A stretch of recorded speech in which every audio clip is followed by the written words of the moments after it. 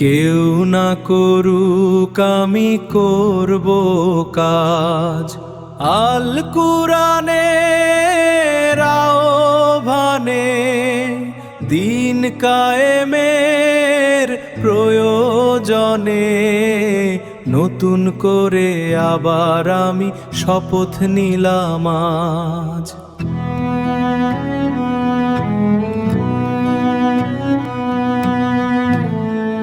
দিনের কাজে ব্যস্ত রব বরং সকাল সাজ, দিনের পরে রাত্রি যেমন আসে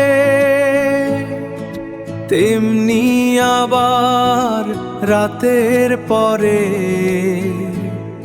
দিনের আলো হাসে।